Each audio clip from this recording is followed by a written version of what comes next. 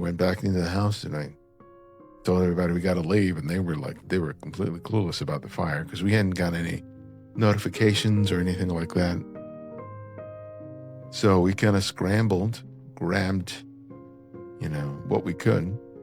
Because the power was out, we were relying on our phones as flashlights. So we grabbed some pictures, some cremations, grabbed the dog, not much. And we just got in the car and we left. I was a kid, about 10 years old, when I was a member of the Boys Club of Hollywood here in Los Angeles. And one of the counselors had fixed up a darkroom and brought in 2 freelance photojournalists to come and teach several kids how to shoot film and making prints. The first time a print appeared in that blank sheet of white paper in the developing tray, that was it. That's all I wanted to do.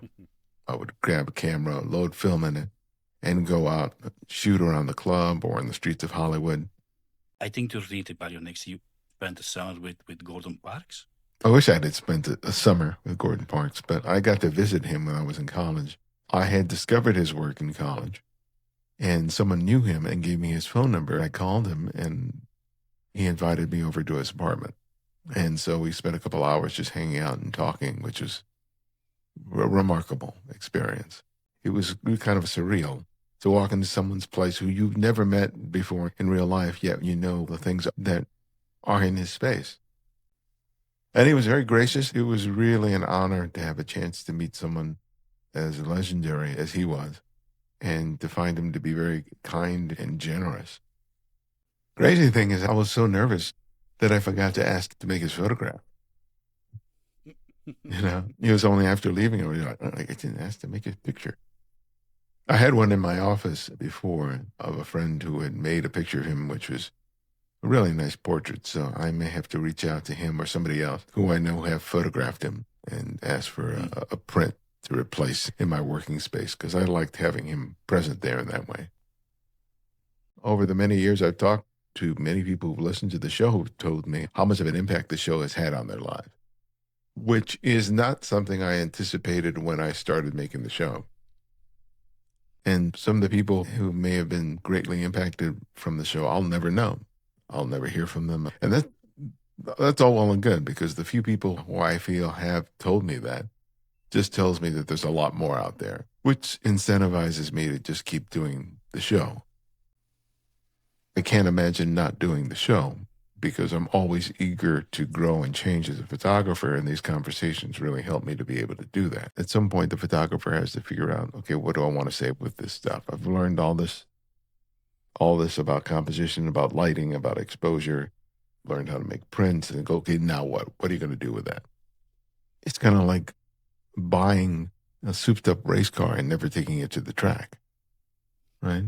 That's what it's there for. I looked out the bedroom window and I could see the flames up on the mountain. I saw my neighbor pulling his car out of the driveway.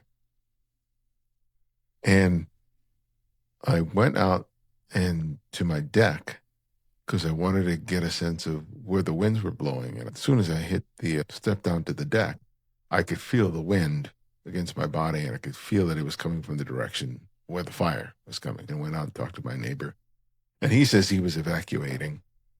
And so I went back into the house and I told everybody we got to leave. And they were they were completely clueless about the fire because we hadn't got any notifications or anything like that. So we kind of scrambled, grabbed, what we could. Because the power was out, we were relying on our phones as flashlights. So we grabbed some pictures, some cremations, grabbed the dog, not much. And we just got in the car and we left. By that time, it was too late. I hit a wall of smoke just several blocks away from my house, and I couldn't see past the hood of the car, so I just had to turn around. Because even if I had been able to park my car in front of the house, I wouldn't have been able to see it. And then several hours later, I drove back up there with my wife, and it was all gone. In retrospect, what else I would have taken There was a portrait of my dad that hung in the hallway that I shot on film that I don't have otherwise. I think that's the only thing that I would have left with that I didn't leave with. Yeah, everything else, you know, I think about the books. That was like the big loss. But it's like, how could I have gotten started? Which books would I have taken if I had the chance? You know, I didn't have the luxury of that kind of time. When I walked onto the property after the fire and I went to the area where my book collection was, I just saw these piles of just white ash. And, I lost photo equipment there, but the photo equipment easily replaceable. The books, not so much, because it was like decades worth of collecting, and to have it just gone into ashes is kind of heartbreaking. That first month was really, really stressful. I've never been so fatigued in my entire life. I mean, people talk about fatigue, but man, I've said, oh, I'm tired. I've never been tired like this. Because there was so much stuff that had to get done. And my mind was constantly running at 100%. Oh yeah. That was incredibly heartwarming, unexpected, gratifying. The fact that so many people who contributed to the GoFundMe were people who listened to the show. People, donating a couple of bucks, people submitting hundreds of dollars to help us out. And it caught me by surprise. But it made me really have an understanding about what I had built with the show and the community that I was part of. What was the funniest thing that ever happened to you while you were out shooting pictures? Oh, I don't know if this is the funniest, but it's one of the weirdest things that happened. I was in downtown Los Angeles, and I saw this woman with this dog whose hair was like dyed. Oh, Chihuahua sort of dog. It was just an unusual looking dog. And I asked this woman, do you mind if I make a photograph of your dog?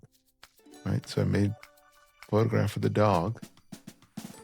And then a couple of days later, I hear that the dog had been kidnapped. And then somehow that dog got in the hands of this homeless woman. I was going, hey, I know that dog. I made a picture of that dog.